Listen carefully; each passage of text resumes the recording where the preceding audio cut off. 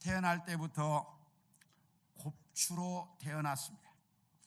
그 곱추로 태어난 여자아이가 하나 있었는데 이 아이는 17살이 될 때까지 집 밖에를 한 번도 나가본 적이 없었습니다. 어렸을 때는 부모들이 창피하다고 아이를 데리고 나지 않았고, 나이가 들면서부터는 이제 자기 자신이 자기 신체에 대한 열등감 때문에 밖에를 나가지 않으려고 해서 부모들이나 본인이나 학교 갈 생각조차 못하고 17살이 될 때까지 살고 있었습니다.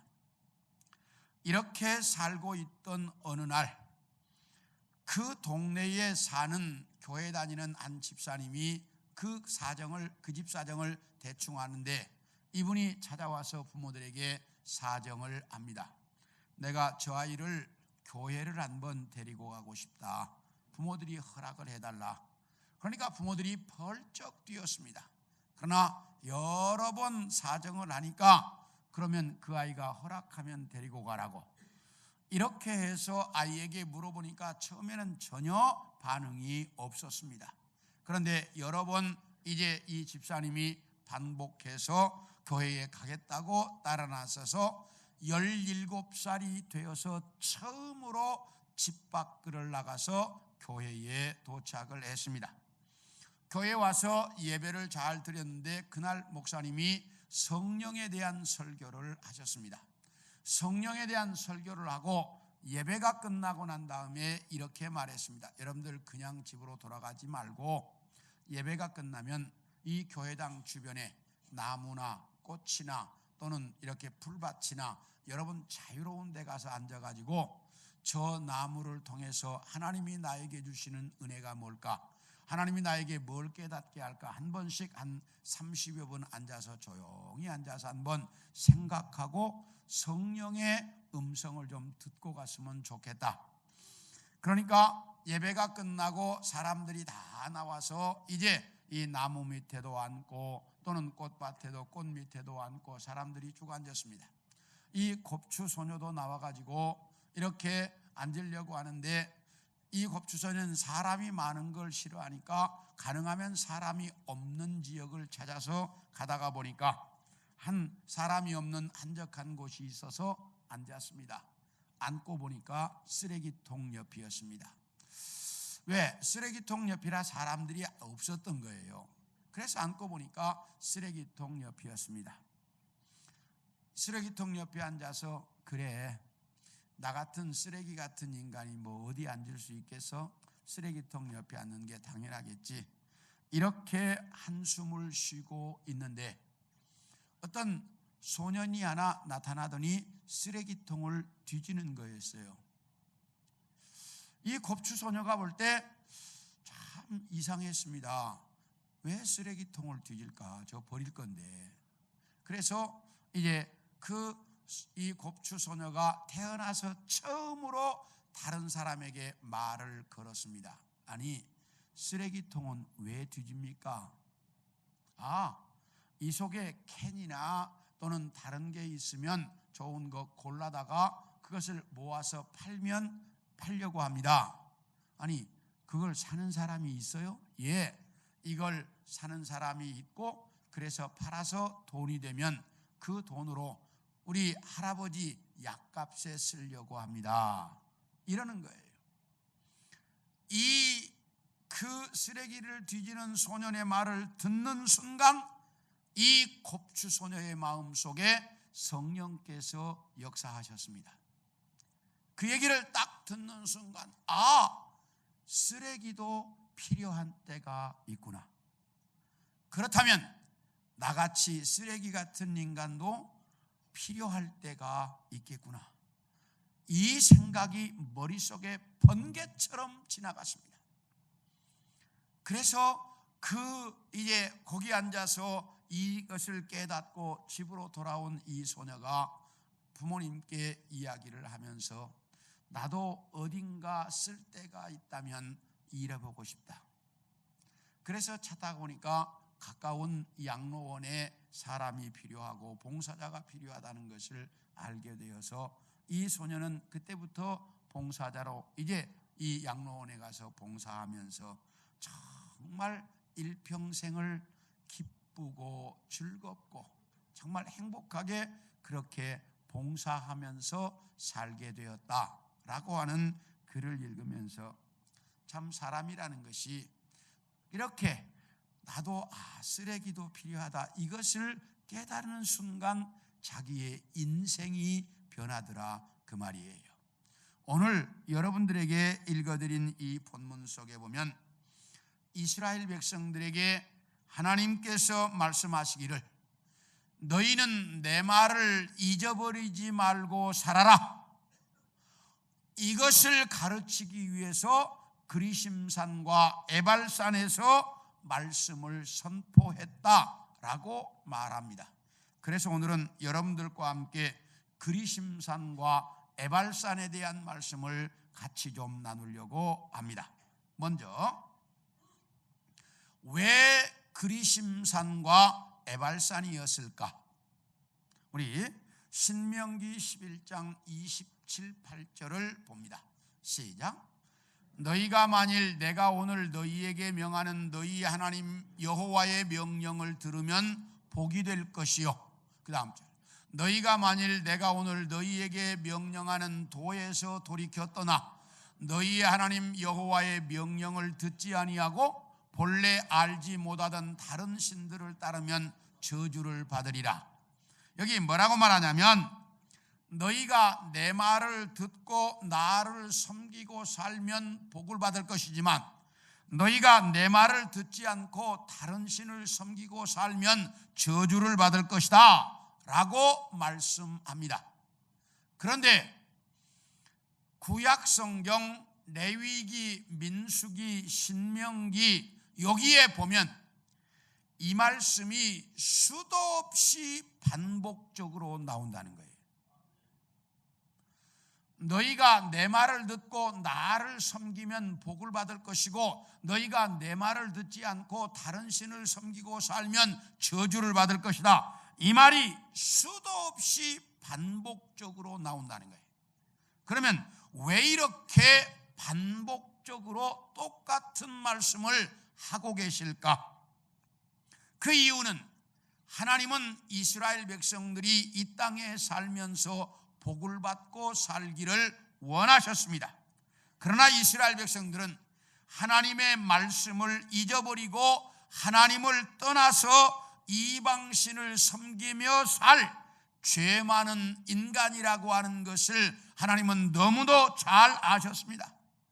그래서 이스라엘 백성들이 하나님의 말씀을 떠나지 아니하고 하나님 똑바로 섬겨서 복된 인생을 살라고 하나님은 계속해서 반복적으로 이 말씀을 하시고 있다는 거예요. 그래서 이 구약 성경에 보면 하나님께서 이스라엘 백성들이 잊어버리지 않도록 하려고 여러 가지 방법을 쓰셨는데 그 방법 중에 첫 번째가 반복 교육이에요. 그래서 반복해서 계속 말씀하시는 거예요. 뭐 하라고? 아니 지금 식사 시간이 돼서 식당에 정신이 가 있나? 자, 뭐 하라고 반복적으로 말씀하신다고요? 잊어버리지 말라고. 잊어버리지 말라고. 그래서 하나님이 수도 없이 반복적으로 말씀하셨고, 두 번째로 잊어버리지 않도록 하려고 사용하신 방법이 경문이었습니다. 우리 신명기 11장 18절을 봅니다. 시작. 이러므로 너희는 나의 이 말을 너희 마음과 뜻에 두고 또 그것을 너희 손목에 매어 기호를 삼고 너희 미간에 붙여 표를 삼으며. 여기 뭐라고 말하는? 너희가 자그마한 상자 속에 말씀을 써서 넣어가지고 그걸 그 상자를 이마에도 달고 다니고 손목에도 붙이고 다녀라, 이렇게 말씀하셨어요. 자, 사진 좀 보여주시죠. 자, 저기 보세요. 여러분들 그 이마에 보여요, 안 보여요? 저 사진 잘 보세요. 예, 지금 이마에 뭔가 네모로 된 거, 무슨 뭐 요즘으로 말하면 그 뭐예요? 예, 이제 요즘에는 뭐 뭔가 이렇게 있는 것처럼 이렇게 딱 네모로 만들어서 딱 달려놨죠. 예, 저 속에 저게 상자인데 상자 속에 말씀 적혀 있는 종이가 들어 있어요. 그리고 팔에 뭔가 이렇게 쭉 감고 있죠. 예, 그 팔에 있는 조기 속에도 말씀이 적혀 있는 게 들어 있다 이 말이에요. 그래서 이렇게 손목과 이마에 달고 다니는 것을 경문. 그런데 이걸 왜 달고 다닌다고요? 잊어버리지 말라고. 그런가 하면 민수기 15장 38절을 보겠습니다. 시작. 명령하여 대대로 그들의 옷단귀에 술을 만들어 청색끈을 그 귀에 술에 더하라. 이 말은 이 옷 밑에다가 수술을 달고 다니라는 거예요.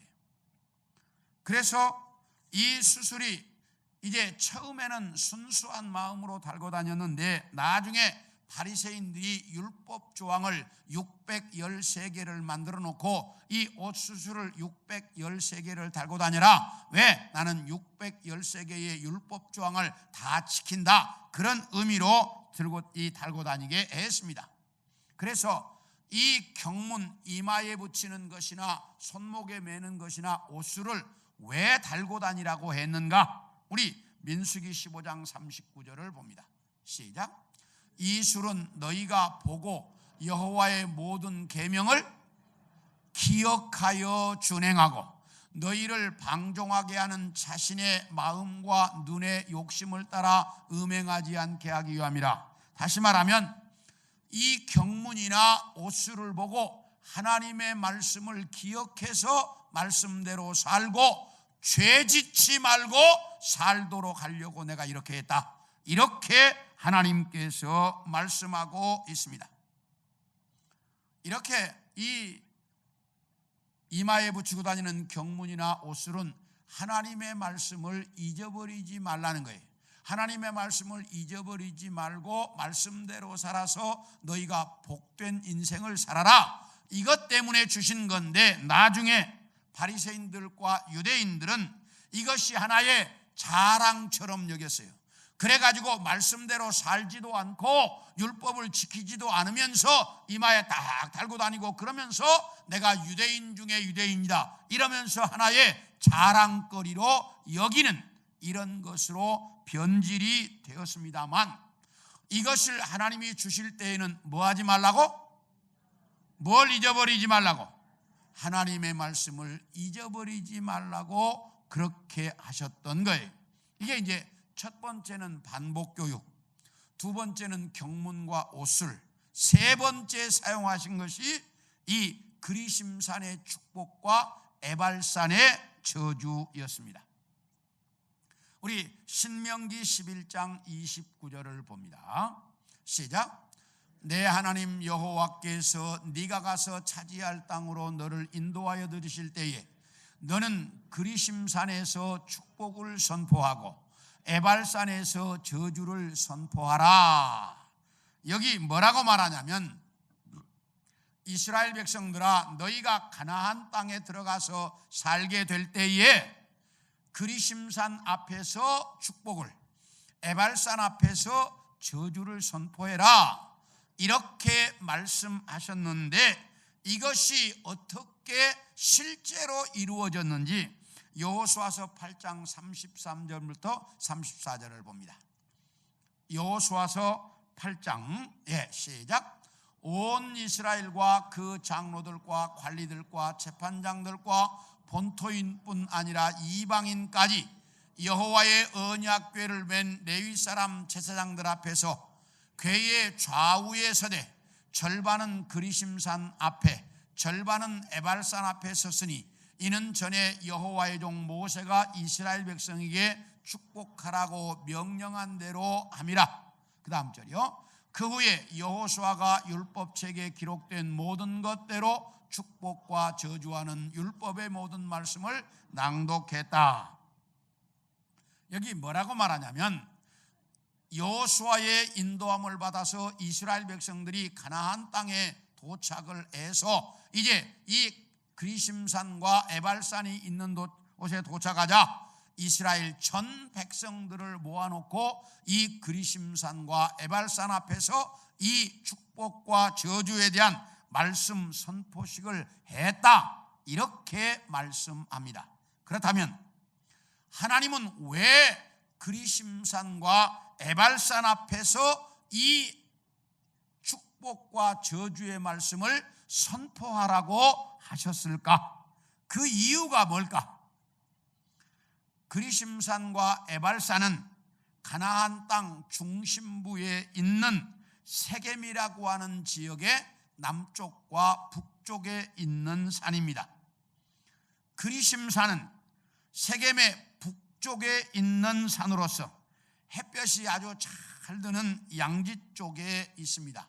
그리고 물이 많아서 숲이 울창하게 우거져 있어. 그래서 누가 보아도 금방 아름답고 축복된 땅이라는 것을 알 수가 있습니다.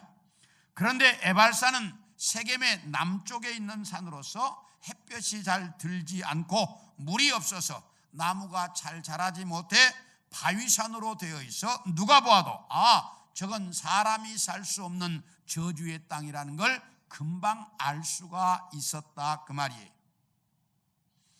우리 사진을 좀 보여주실래요? 자, 보였어요? 저 사진을 보면 산이 두 개가 보이죠? 네. 그런데 여러분이 딱 지금 봐도 어때요? 어떤 게 그리심산, 어떤 게 에발산 알 수 있어요, 없어요? 네. 어떤 게 에발산? 민둥산이 에발산. 네. 그리고 그 남쪽에 파랗게 나무나 이 숲이 우거져 있는 곳이 어디? 그리심산. 네. 이렇게 지금 봐도 딱 알 수가 있는데, 지금부터 3,500년 전, 지금 이 성경의 내용은 3,500년 전이에요. 지금으로부터 3,500년 전에 이 땅은 보면 금방 알 수 있도록 한쪽은 나무가 숲이 우거져 있고 한쪽은 바위산으로 되어 있는 그런 산이었다, 이 말이에요. 그러면 이 에발산과 그리심산 앞에서 축복과 저주에 대한 말씀을 외치면서 너희가 이 말씀대로 살면 저기저 그리심산처럼 너희가 복을 받고 살 것이지만, 너희가 이 말씀대로 살지 않으면 저 에발산처럼 너희가 저주를 받고 살 것이다 라고 하나님께서 그들에게 가르쳤습니다. 그러니 이 말씀 잊어버리지 말고 말씀대로 살아라. 이게 하나님께서 이스라엘 백성들에게 그리심산과 에발산 앞에서 가르치신 내용이었어요. 그런데 이스라엘 백성들은 그야말로 너무나 쉽게 하나님의 말씀을 잊어버렸습니다. 우리 사사기 2장 10절을 좀 보겠습니다. 시작. 그 세대의 사람도 다 그 조상들에게로 돌아갔고 그 후에 일어난 다른 세대는 여호와를 알지 못하며 여호와께서 이스라엘을 위하여 행하신 일도 알지 못했다. 여기 보면 여호수아가 죽고 여호수아와 함께 살았던 한 세대가 지나고 다음 세대가 성장하자 그 다음 세대는 하나님을 알지 못하고 하나님이 이스라엘 백성들에게 하신 일도 알지 못했다, 이렇게 말합니다. 여호수아가 죽기 전에 얼마나 당부했는지를 보겠습니다. 여호수아서 24장 14절부터 볼 건데요. 시작. 그러므로 이제는 여호와를 경외하며 온전함과 진실함으로 그를 섬기라. 너희의 조상들이 강 저쪽과 애굽에서 섬기던 신들을 치워버리고 여호와만 섬기라. 만일 여호와를 섬기는 것이 너희에게 좋지 않게 보이거든 너희 조상들이 강 저쪽에서 섬기던 신들이든지 또는 너희가 거주하는 땅에 있는 아모리 족속의 신들이든지 너희가 섬길 자를 오늘 택하라. 오직 나와 내 집은 여호와를 섬기겠노라 하니 백성이 대답하여 이르되 우리가 결단코 여호와를 버리고 다른 신들을 섬기기를 하지 아니하오리다. 이 말은 여호수아가 죽기 전에 많은 백성들을 모아놓고 한 말입니다. 여러분, 나는 이제 죽을 날이 다 되었습니다.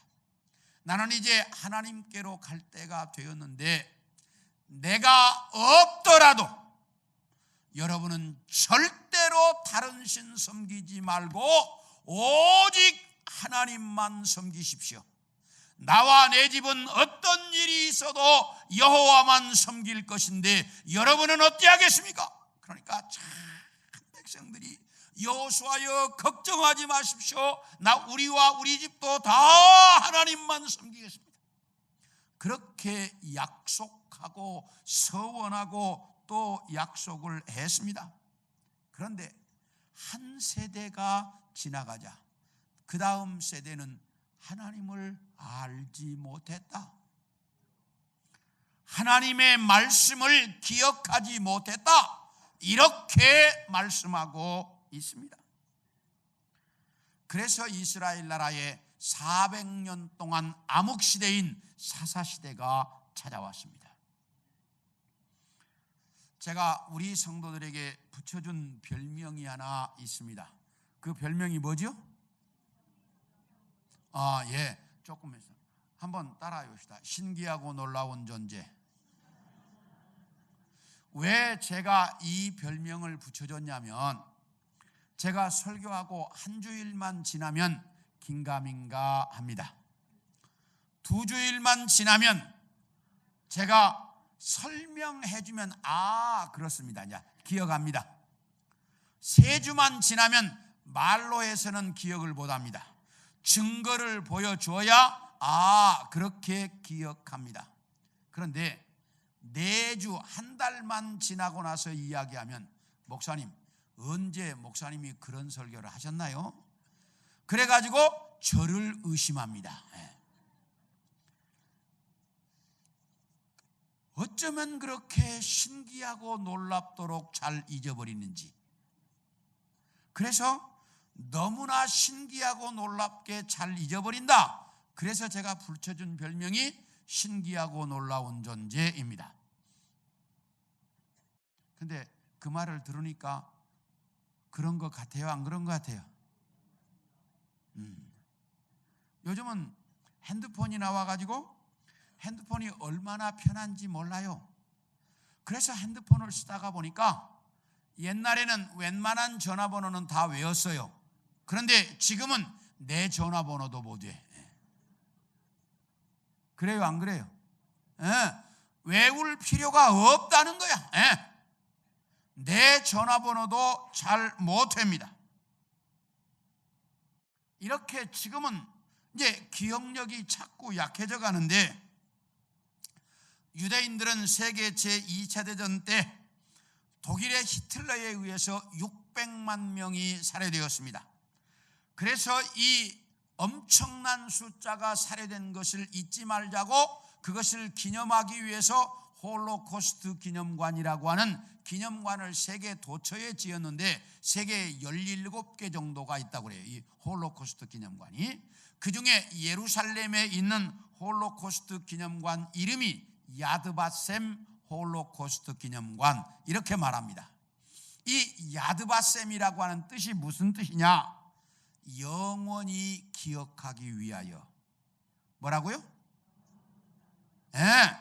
그러면서 그 입구에 요엘서 1장 2절과 3절을 적어놨는데 이렇게 너희의 날에나 너희의 열조의 날에 이런 일이 있었느냐?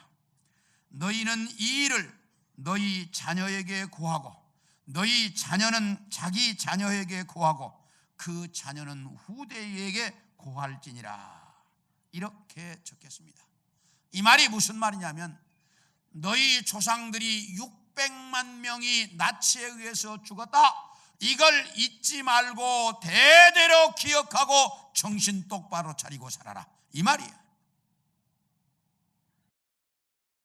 아프리카에 서식하는 새 중에 뱀수리새라고 하는 그 새가 있습니다. 그러니까 이 새는 공중을 높이 날다가 바닥에 뱀이 기어가면 손살같이 내려와가지고 뱀을 딱 가로치는 거예요. 그래가지고 뱀을 이제 쪼아먹고 사는 육식 육식새입니다. 뱀을 먹고 사는 새예요. 그런데 이 새의 개체수가 자꾸 줄어간다는 거야. 그래서 학자들이 왜 이 새가 자꾸 줄어갈까? 그리고 연구를 해보니까 이 새가 맹수들에게 자꾸 잡혀먹는다는 거야, 자주. 그러니까 학자들이 이해가 안 되는 거예요. 새가 뭐 해버리면 되는데, 날아가 버리면 되는데 왜 호랑이나 또는 이렇게 살쾡이나 또는 이런 여우나 이런 것들에 잡혀먹을까? 그 이유가 뭘까? 그래서 조사를 해보니까 이 뱀수리새가 내려가고 뱀을 잡아갖고 뜯어먹다가 마침 그 옆에 이제 호랑이나 또는 이렇게 살쾡이가 나타나고 쫓아오면 막 도망간다는 거예요, 발로. 그런데 두 발로 새가 도망가봤자 뭐야? 뛰어야 버럭이지. 그러니까 맹수가 잡아먹으면 뭐 하면 되는데? 그래서 왜 안 날아가고 저렇게 두 발로 도망가다가 잡혀먹을까? 그리고 연구를 해보니까 이 새는 긴장하면, 그러니까 짐승이 잡아먹으러 쫓아오면 긴장하면 자기가 날아갈 줄 안다는 걸 잊어버린다는 거예요.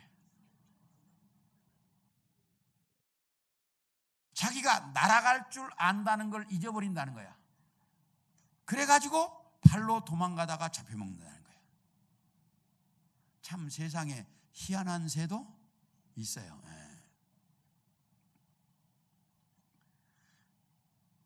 하나님께서 이렇게 말씀합니다. 너희는 이 땅에서 복된 인생을 살아라. 복된 인생을 살려고 하면 내 말을 잊어버리지 말고 내 말대로 나를 섬기고 살면 너희가 복된 인생을 살 것이고, 내 말을 듣지 않고 이방신을 섬기고 살면 너희는 저주를 받을 것이다. 이 말을 잊어버리지 말고 기억해라. 잊어버리지 않도록 하기 위해서 반복 교육도 하고 경문을 달고 다니기도 하고 그리심산과 에발산 앞에서 직접 눈으로 보여주면서 가르치기도 하셨습니다. 그래도 잊어버리는 것이 인간의 모습인데, 사랑하는 성도 여러분, 우리가 이 땅에서 복된 인생을 살고 싶으면 이 하나님의 말씀을 잊어버리지 않기를 소원합니다. 둘째로 따라합시다. 모든 백성은 아멘 할지니라. 우리 14, 15절을 봅니다. 시작. 레위 사람은 큰 소리로 이스라엘 모든 사람에게 말하여 이르기를, 장색의 손으로 조각하였거나 부어 만든 우상은 여호와께 가증하니 그것을 만들어 은밀히 세우는 자는 저주를 받을 것이라 할 것이요, 모든 백성은 응답하여 말하되 아멘 할지니라. 뭐라고 말씀하는 거니? 전 이스라엘 백성들은 그리심산과 에발산 앞에 서서 이 축복과 저주의 말씀을 외치면 모든 이스라엘 백성들은 아멘 하고 외쳐라, 이렇게 말씀하고 있습니다. 자, 그렇다면 이스라엘 백성들은 그리심산과 에발산 앞에서 어떻게 말씀 선포식을 했을까? 우리 12절과 13절을 봅니다. 시작. 너희가 요단을 건넌 후에 시므온과 레위와 유다와 이사갈과 요셉과 베냐민은 백성을 축복하기 위하여 그리심산에 서고, 그 다음에 르벤과 갓과 아셀과 스불론과 단과 납달리는 저주하기 위하여 에발산에 서라. 여기 뭐라고 말씀하냐면, 너희가 가나안 땅에 들어가서 이제 에발산과 그리심산 앞에 도착하면 너희는 이제 그리심산 앞에 6지파가, 에발산 앞에 6지파가 딱 서고 그 가운데 제사장들이 법궤를 메고 서라. 그리고 그 옆에서 레위지파 사람들이 이 축복과 저주의 말씀을 외쳐라. 그러면 전 백성들은 다 뭐해라? 아멘이라고 외쳐라. 이렇게 말씀하고 있습니다. 자, 그렇다면 그 법궤를 맨 제사장들 옆에 서 있던 레위지파 사람들이 외친, 선포한 축복과 저주의 말씀이 무슨 말씀일까? 오늘 본문 속에 축복의 말씀은 구체적으로 나와 있지 않습니다. 왜 안 나와 있냐? 너무나 분명하고 확실하고 쉽기 때문이에요. 축복의 말씀이 뭘까요? 아주 간단하지. 따라합시다. 너희가 이 말대로 살아서 하나님 섬기고 살아라. 그거예요. 너희가 이 말씀대로 하나님 섬기고 살아라. 그러면 어디를 가서 뭘 하든지 너희는 복받고 살 것이다, 이 말이야. 그러니까 축복은 아주 간단해. 멋대로 살면? 하나님의 말씀대로 살아서 누구 섬기고 살면? 하나님 섬기고 살면. 그러니까 구체적으로 안 적었지만 확실히 이것은 전혀 성경이 그렇게 가르치니까. 그래서 너희가 내 말대로 살아서 나를 섬기고 살면 너희는 축복된 인생을 살 것이다. 그러나 너희가 내 말대로 살지 않고 다른 신을 섬기고 살면 저주를 받을 것인데, 그 너희가 저주받게 되는 내용이 뭐냐? 오늘 보면 15절부터 26절까지 12가지를 외치고 있습니다. 자, 우리도 한번 해볼까요?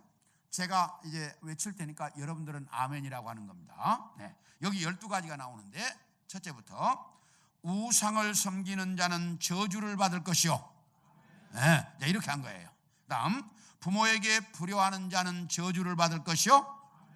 다른 사람의 경계표를 옮기는 자는 저주를 받을 것이요. 맹인에게 길을 잃게 하는 자는 저주를 받을 것이요. 객이나 고아나 과부에게 억울한 누명을 씌우는 자는 저주를 받을 것이요. 아버지의 첩과 동침하는 자는 저주를 받을 것이요. 수관하는 자는 저주를 받을 것이요. 배다른 이복 동생과 동침하는 자는 저주를 받을 것이요. 장모와 동침하는 자는 저주를 받을 것이요. 이웃을 살인하는 자는 저주를 받을 것이요. 무죄한 자를 죽이려고 뇌물을 받는 자는 저주를 받을 것이요. 율법을 지키지 않는 자는 저주를 받을 것이요. 이렇게 12가지를 레위지파가 외치면 이스라엘 백성들은 그렇게 살겠습니다 라고 하는 의미로 아멘이라고 외쳤습니다. 민둥산인 에발산과 울창한 숲이 우거진 그리심산 앞에서 너희가 이 말대로 살면 이 축복의 말씀대로 축복을 받아 저 그리심산처럼 살 것이지만, 너희가 이 말씀대로 살지 않고 다른 이방신을 섬기고 살면 저주를 받아 저기 에발산처럼 살 것이다 라고 그들이 직접 눈으로 보고 확인할 수 있도록 하나님께서 그리심산과 에발산 앞에서 이 축복과 저주의 말씀을 외치라고 하셨습니다. 우리는 이 말씀을 잘 기억하셔야 합니다. 어떤 성도의 집에 아주 예쁘게 생긴 강아지가 한 마리 들어왔습니다. 길을 잃은 강아지인 것 같아서 집을 찾아가라고 대문 쪽으로 쭉 내밀면 조금 있다 다시 들어오는 거예요. 그래서 다시 한번 내고는 또 조금 있다 들어와요. 근데 너무 예쁘게 생겼으니까 이제 그 집에 아들과 딸이 있는데 아이들이 좋아하는 거예요. 그러면서 이게 이제 길 잃어버린 강아지 같은데 기르자고. 그래서 이제 일단 안 가고 자꾸 들어오니까 집에서 이제 이 강아지를 기르기 시작했습니다. 너무너무 예쁘고 아주 귀티가 나고 좋으니까 다 이제 그 좋아하다가 정이 들었습니다. 근데 그때 신문에 난 거예요. 이 강아지를 찾는다고. 값이 상당히 나가는 강아지였고, 이 강아지의 특징은 꼬리에 하얀 점이 3개 있다는 거예요. 보니까 꼬리에 하얀 점이 3개가 있어요. 그러니까 이 사람이 꼬리에 하얀 점 3개 있는 부분을 다 잘라서 없애버렸어요. 그리고 이제 강아지를 기르는데 어떻게 알았는지 이 집에 강아지가 들어왔다고 그러면서 누군가가 찾으러 온 거예요. 그러니까 이 강아지가 좋아해. 벌써 주인인 거 아는 거예요. 알 수 있는 거예요. 그래서 그런데 이제 그 주인이 그런 거예요. 이게 우리 강아지 같다고. 그러니까 이 성도가 아니 당신네 강아지는 꼬리에 하얀 점이 3개 있다고 신문에 냈던데 여기 그 하얀 점이 없지 않냐? 뭐 없어요.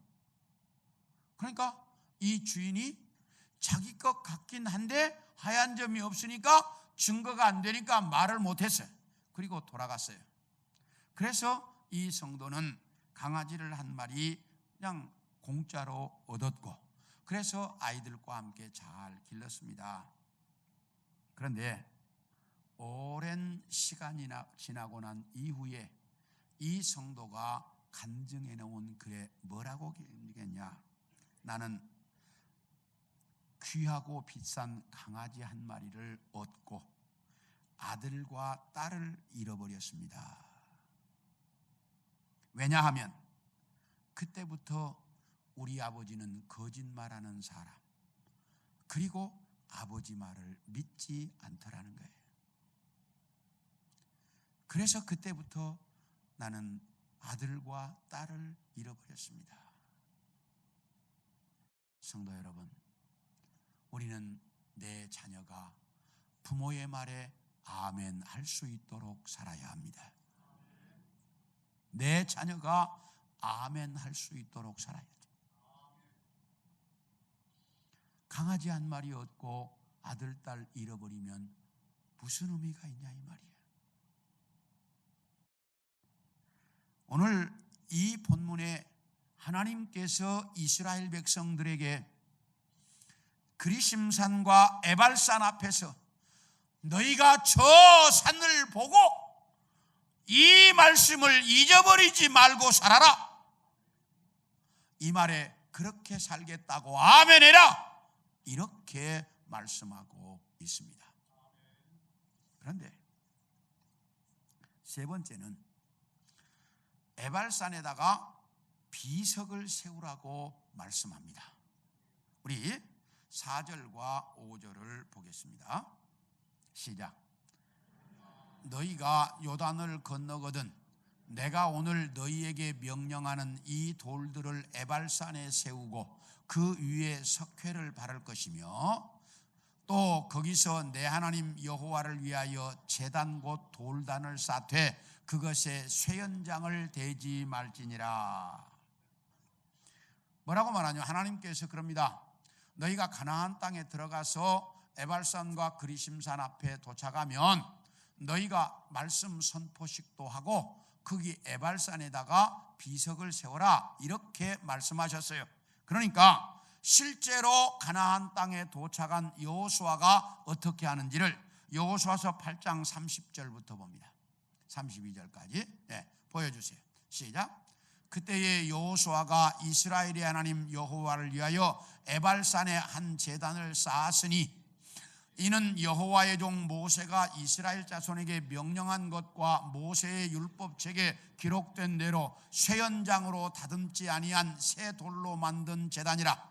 무리가 여호와께 번제물과 화목제물을 그 위에 드렸으며 여호수아가 거기서 모세가 기록한 율법을 이스라엘 자손의 목전에서 그들에게 기록하매, 그 돌에 기록하매, 이렇게 되어 있습니다. 자, 여호수아가 이스라엘 백성들을 잃고 가나안 땅에 와서 그리심산과 에발산에 도착을 했습니다.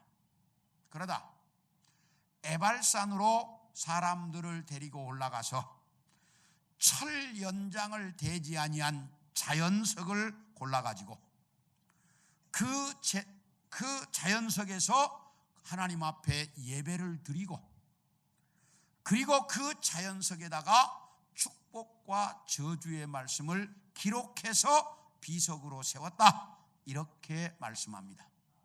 모세가 명령한 대로 다 했습니다. 그런데 제가 이 성경을 보면서 풀리지 않는 의문이 하나 있었습니다. 자, 그리심산은 축복의 산, 에발산은 저주의 산. 그런데 기념비를 어디다 세워라? 저주의 산에 세우라는 거예요. 어디다 세워야 정상이에요? 축복의 산에 세워야죠. 이게 상식이야. 이게 기본적인 이야기야.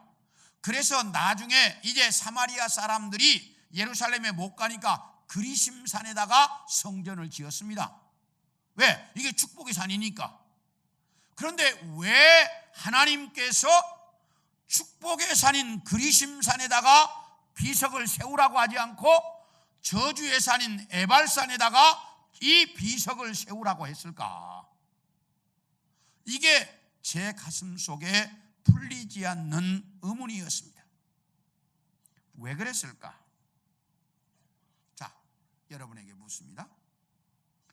인간은 축복을 좋아합니까? 저주를 좋아합니까? 그건 물어보면 입 아프지. 그렇죠? 당연히 사람은 축복을 좋아합니다.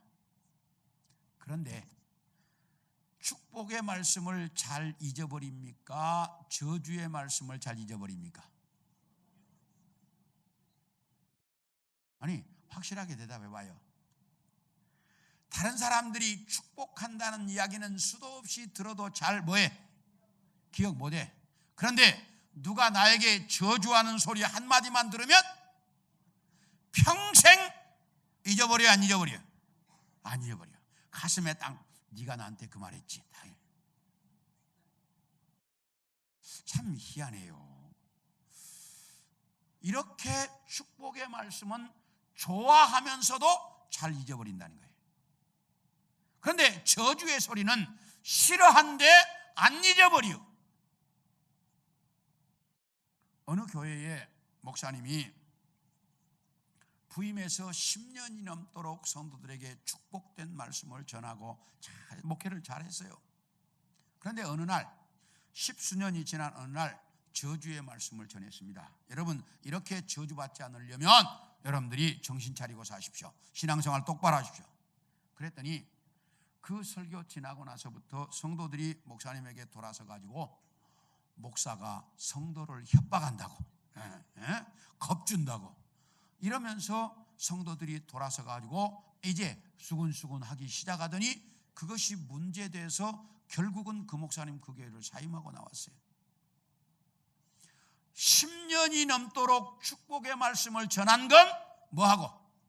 다 잊어버리고 한 번 한 그 뭐에 대해? 저주의 말에 대해 안 잊어버리는 거예요. 참 인간이 묘해요. 그렇죠? 뭘 축복을 좋아해요? 저주를 좋아해요? 축복을 좋아해.